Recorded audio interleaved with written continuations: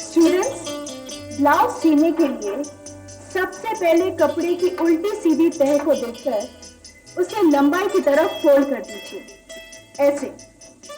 फिर उसे नाप से निकाला हुआ पेपर का पैटर्न कपड़े पर रख के चॉक से ड्रॉ कर दीजिए।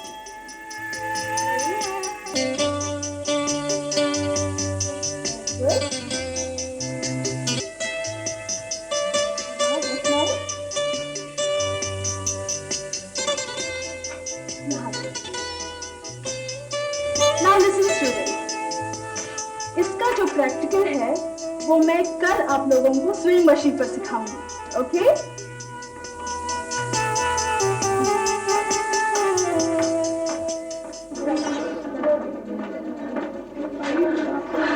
कैसी है मिसेस चंद्रा? मिसेस चंद्रा नहीं, मुझे मेरे नाम से पुकारा करो सुनंदा। मेरी पहचान अब मेरे पति का नाम नहीं, मेरा खुद का नाम है। ओह, आई एम सॉरी। कोई बात नहीं। जिस पहचान को आंखों में पहचाना हो, अचानक वो बदलने लगे तो भूल होने का अंदेशा होता है।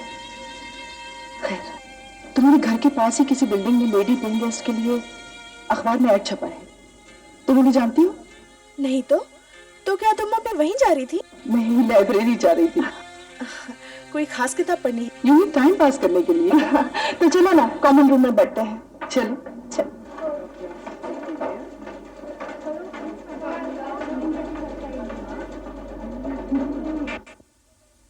सुनंदा, ये रही उस पेइंग गेस्ट की ऐड की कटिंग, जरा देखो, शायद तुम उन लोगों को जानती।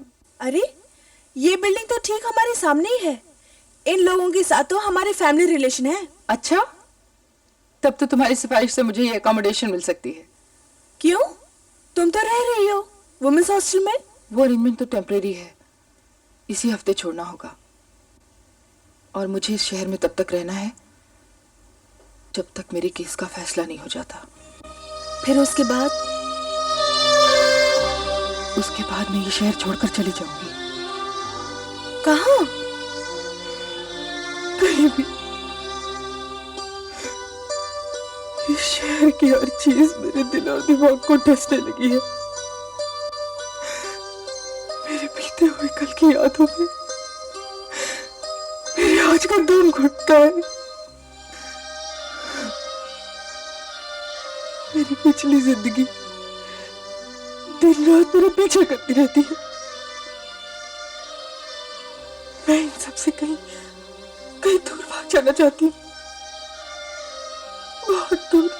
तो क्या तुम्हें यकीन है कि ये शहर बदल लेने से वो सब भी बदल जाएगा जो तुम अब महसूस करती हो? ना बदले,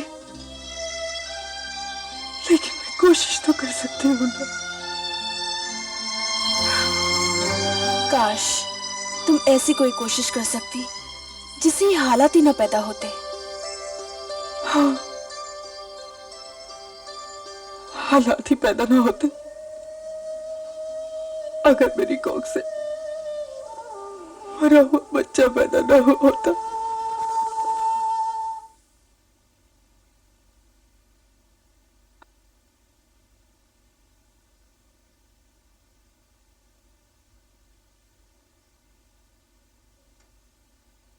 अरे अरे बहू, ये क्या कर रही है?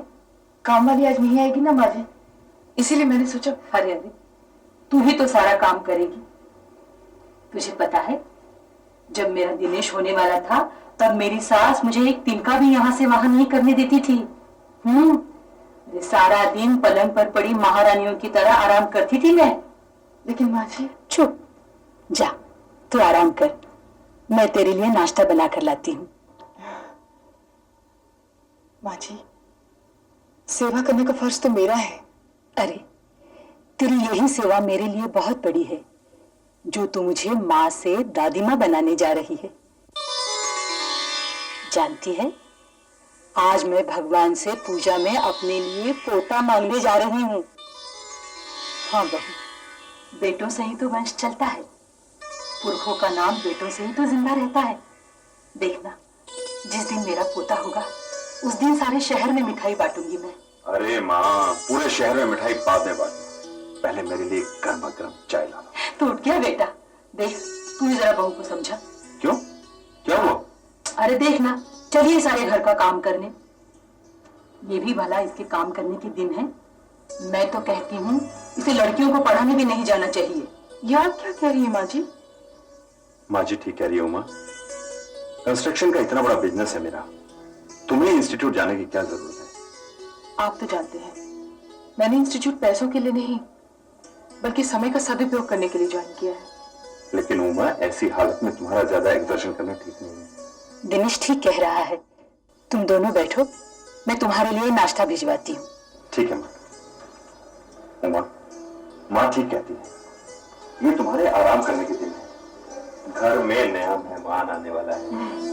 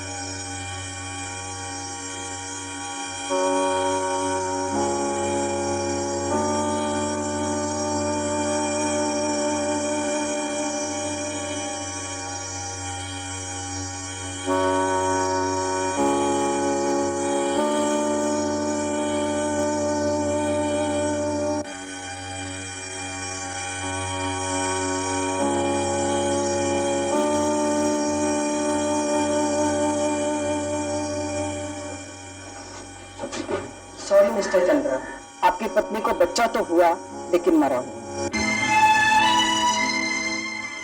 7वें महीने में अक्सर बच्चों के साथ ये प्रॉब्लम हो जाती है। शुक्र है उमा को कुछ नहीं हुआ, लेकिन अफसोस कि अब उमा कभी मां न बन सकेगी।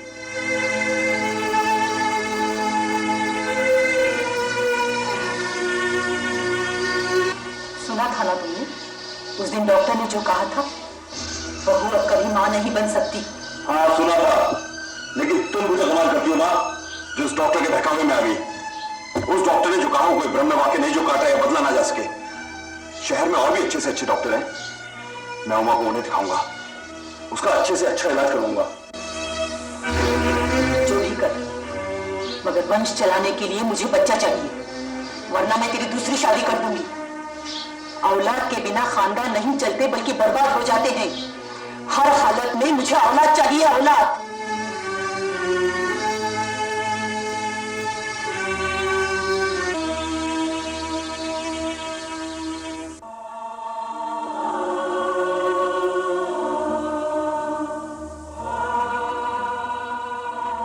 डॉक्टर की सलाह और दवा के बाद मेरे पति और मेरी सास की नाउमीदी बढ़ती गई। मेरे हंसते बसते घर संसार की चारदीवारी में दरार पड़ती गई और मैं किसी एहसास के बोझ से अंदर ही अंदर टूटने लगी।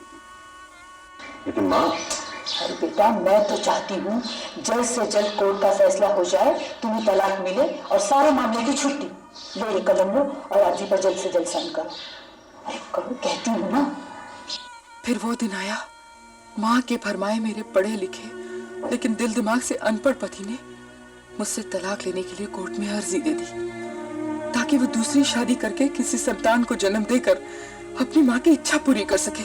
और खुद जाकर जज साहब से कहा, हाँ जज साहब, मैं माँ नहीं बन सकती। मैं एक ऐसा बाग हूं जिसमें कभी भी कोई भी फूल नहीं खिल सकता। 5 औरत की तख्ती लटकी है मेरे गले में। कुछ नहीं चला सकती। आप इन्हें मुझसे छुटकारा दिला दीजिए, मुझसे छुटकारा दिला दीजिए।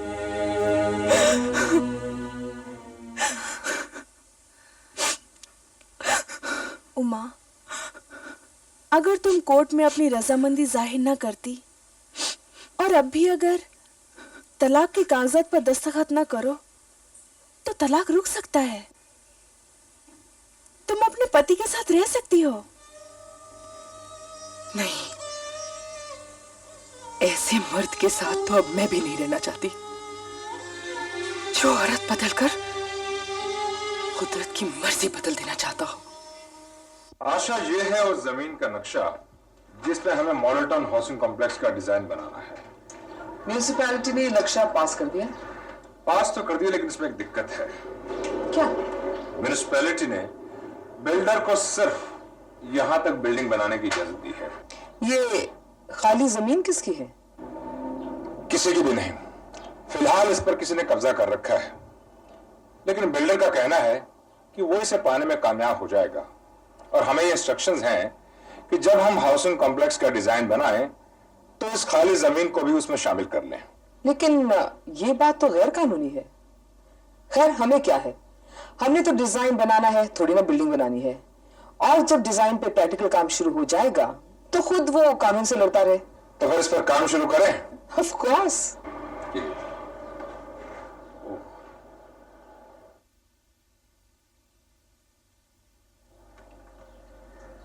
जी साहब। दयाल काका जी, जरा लंच टाइम में केमिस्ट से दवाइयां लेते आना।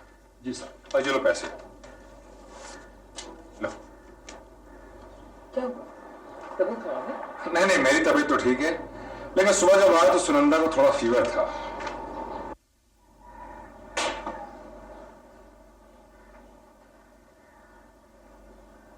उमा के साथ बहुत बुरा हो रहा है। अरे बेचारी का नसीब ही ऐसा है, किसी का क्या कसूर इसमें। अरे मुझे तो ऐसा लगता है सारा कसूर उसके हस्बैंड का ही है। ठीक कहती हो तुम। अगर उमा उसे औलाद दोबारा नहीं दे सकती तो क्या जरूरी है कि दूसरी बीवी से उसे बच्चा होगा? उमा अगर मुझे पहले बताती तो मैं ऐसी नौबत ही न आने देती। क्यों? तुम क्या कर लेती है? मैं उसे स्वामी ज्ञानानंद जी से मिलवाती। वो उसे ऐसा टोना टोटका देते कि उसके तंदुरुस्त बच्चा पैदा होता। हाँ, ऐसे बच्चे पैदा होने लग जाएं तो लोग भगवान को याद नहीं करेंगे। क्यों? हाँ, अरे तुम नहीं जानती, तुम चुप रहो। क्यों? ऐसी कौन सी खास बात है स्वामी जी में? स्वामी जी में अलौकिक शक्ति है। स्वामी जी भगवान ना सही, भगवान का रूप जरूर है। कितना की मनोकामना पूरी की है स्वामी जी ने। स्वामी ज्ञानानंद महाराज की, स्वामी ज्ञानानंद महाराज की, धर्म अवतार की, स्वामी ज्ञानानंद महाराज की। माताओं, बहनों और भाइयों, आप लोग अपना अपना स्थान ग्रहण करें।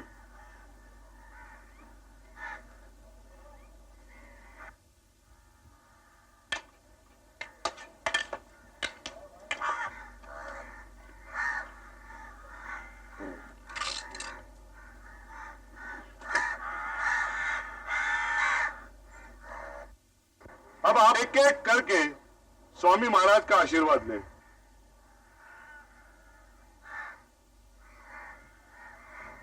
बहन जी,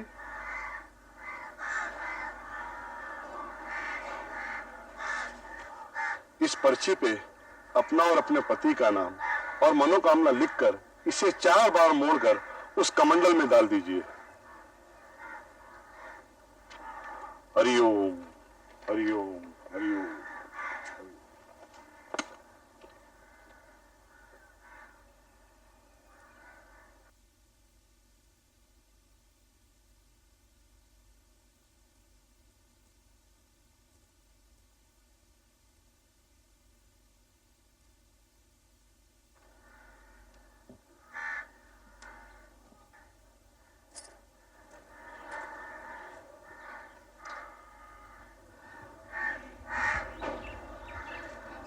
महाराज।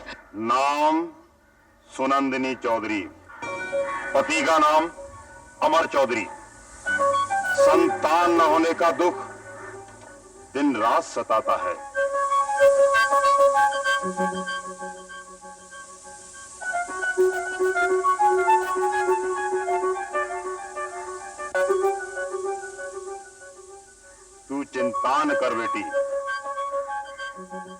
भाग्य में संतान है, परंतु कुछ समय के पश्चात उसके लिए तुम्हें उपाय करना होगा।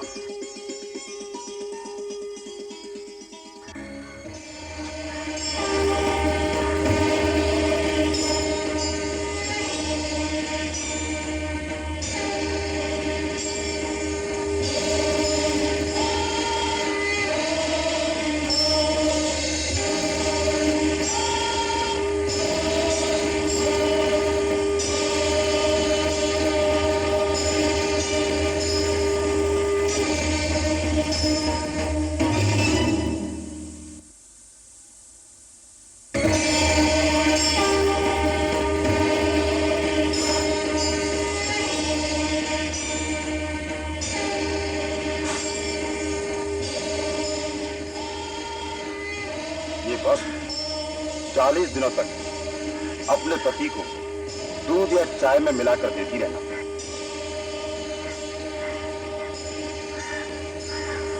ये मंत्र सिद्ध चंदन की लकड़ी 40 दिनों तक उनके तकिए के नीचे रहने देना।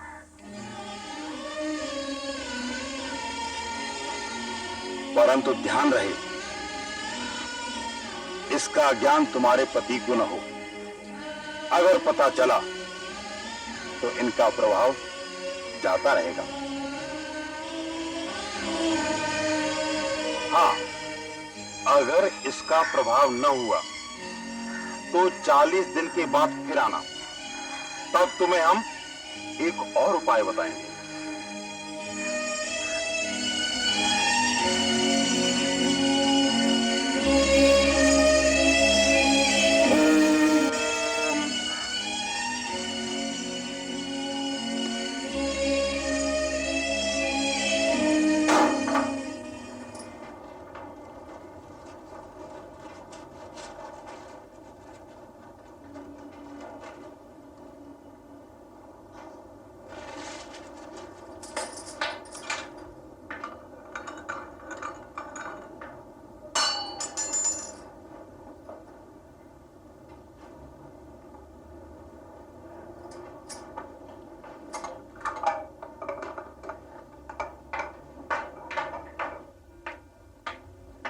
चाय। अरे इंस्टीट्यूट से आने के बाद थोड़ा आराम तो कर लेती।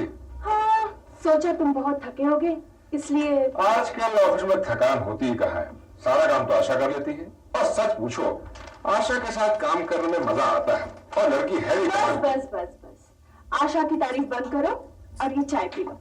Okay madam.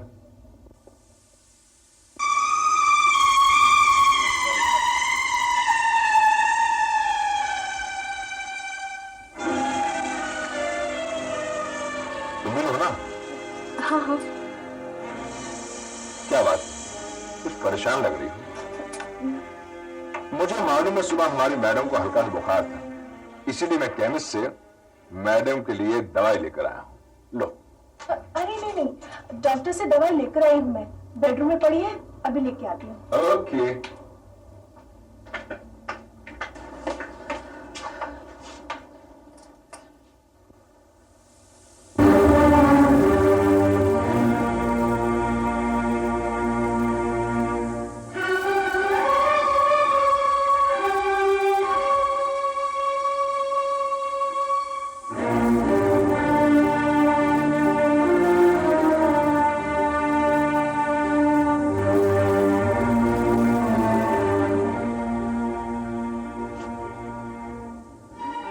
ये सब क्या है सुनंदा?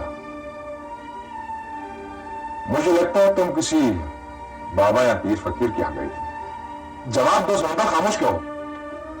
हाँ, मैं स्वामी ज्ञानानंद के आश्रम में गई थी। तो क्या तुम समझती हो इस टोने टोटके से हमारे यहाँ औलाद हो जाएगी? मुझे नहीं मालूम, पर पता नहीं क्यों कभी कभी ऐसा लगता है कि मां न बन पाने के कारण मैं तुम्हें खो ना बैठूं। अमर, मेरी भी हालत जैसे चंद्रा जी से ना हो जाए। मुझे समझ में नहीं आता कि तुम में इतना कॉम्प्लेक्स क्यों और कैसे घर कर गया है। सुनंदा, अपने आप को किसी भरम जाल में मत उलझाओ। और देखो, जो नहीं है उसे पाने की जिद में जो है उसे तो मत गवाओ। अमर, मैं क्या करूं? बोलो, मैं क्या करूं? कुछ नहीं सुनंदा, अपने भाग्य और भगवान पर भरोसा रखो।